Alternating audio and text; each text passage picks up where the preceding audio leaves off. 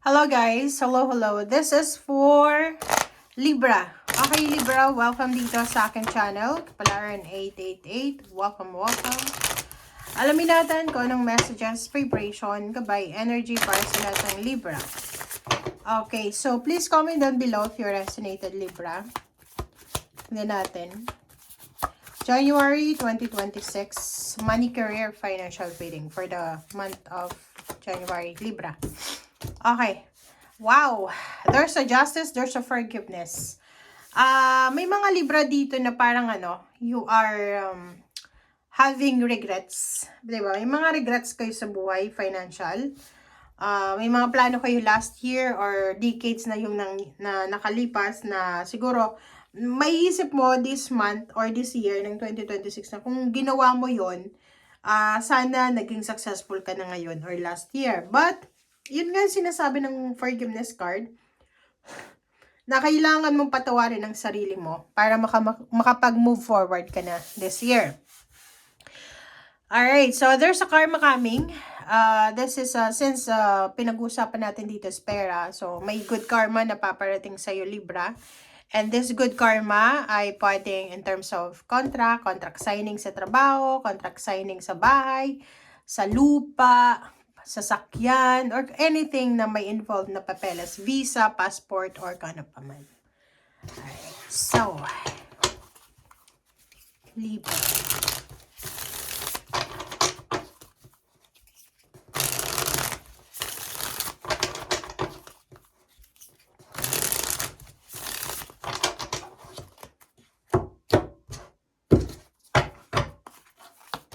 Okay, the star. This is your dreams.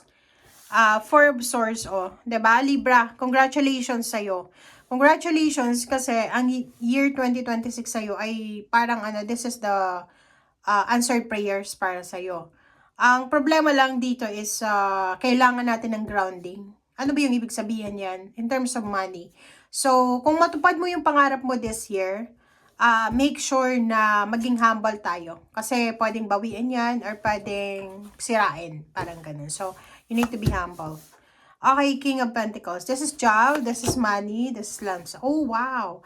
So, hindi lang ngayong January, but for the rest ng 2026, sinasabi ng baraha sa'yo dito na possible ka na magkaroon, like, eto ay doon sa mga Libra na pwedeng kayo ay na-scam, na loko kayo sa usaping pera. Kasi itong 7 of Swords plus 3 of Cups, this is recognition, this is rewards, this is award, or this is justice doon sa mga nanloko sa inyo. So, like for example, naloko ka sa pera, naloko ka sa negosyo, or pwedeng nanakawan ka, nasalisihan ka, naiwan mo yung pera. Sinasabi ng baraha dito na kung magkano yung nawala sa'yo, double or triple or tenfolds yung balik na yan sa'yo. Okay? And this one, King of Pentacles, sinasabi ng barahan na nasa kamay mo yun eh. And walang question doon kasi sobrang masipag ka, Libra. So, sinasabi ng baraha, justice is your card, Libra, balance. Ang gawin mo lang is balance. Kailangan trabaho, pahinga, trabaho, pahinga. Hindi yung trabaho, pahinga, pahinga. Hindi, ganon. Kailangan balance. Okay, Emperor. So, yun, you will have the power, you will have the energy para lahat ng mga temptation, lahat ng mga sagabal sa pag-unlad mo ay waksi mo yan. Okay? Kasi itong Emperor na to, like for example, marami kang may isip na ideas this year kung paano ka magkakaroon ng financial success or financial balance. Yung parang ang dami mong naiisip na paraan. Ang problema, okay, the problem is temptation. Like for example, may asawa ka, may plano ka, like gusto mong mag-business ng ganito. May asawa ka na ayaw kang suportahan. Yun yung magiging hassle sa buhay mo this year. But kung makikita mo yung baraha mo, sinasabi na this is the answered prayers para sa'yo. So, answered prayer year para sa lahat ng Libra. So, kung ako sa'yo, lahat ng maiisip mo, execute mo yan. Kasi, fast movement yung mundong ito ngayong taon. Okay? Alright, so, water sign, Pisces, Scorpio, and Cancer, sila yung mga zodiac signs na sila yung maaasahan mo talaga. They are the zodiac signs na tutulungan ka nila para mapagtagumpayan mo. Parang they're your helping hand.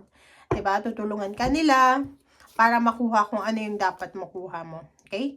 Hierophant and Ten of Swords. So, may mga support system ka na like for example, mga kapamilya, kaibigan na naging parte ng buhay mo, sinuportahan ka.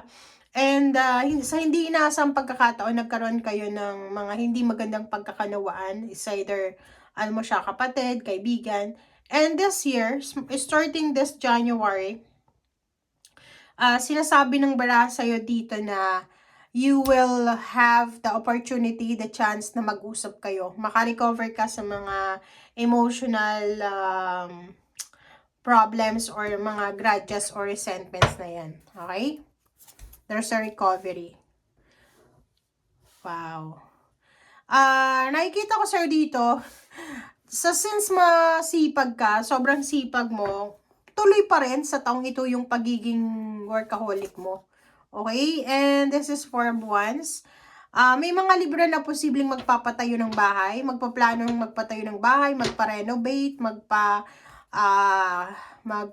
ang tawag dito, mag-canvas ng lupat bahay, parang house and lot, ganyan, ganito.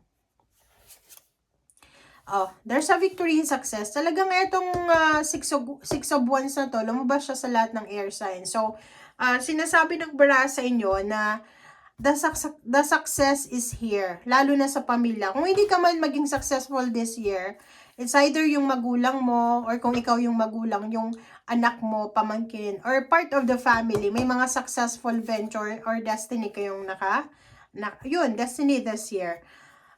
Temperance and pain. Oh, yun. So, sinasabi ng baraha, we need to be patient lang. Kailangan nating maging mapasensya. And walang question yun sa Libra kasi yung Libra siya yung pinaka-mapasensya ng zodiac sign. Okay, Two of Pentacles. So, dito sa Two of Pentacles, sinasabi ng baraha sa'yo dito na meron ding Two of Wands. So, sinasabi ng Two of Pentacles tsaka Two of Wands na if naharap ka sa buwan na to sa mga choices and decision, kailangan mong maging mapasensya. Kasi pag wala kang pasensya, pwedeng pagsisihan mo siya. So, like for example, may mga offer, na job offer, parang gano'n. Huwag kang magsisettle sa mga offer na alam mo na hindi naman makakapagbigay sa'yo ng happiness. Okay? So, yun guys, ang sinasabi ng baraha. Maraming salamat. Bye!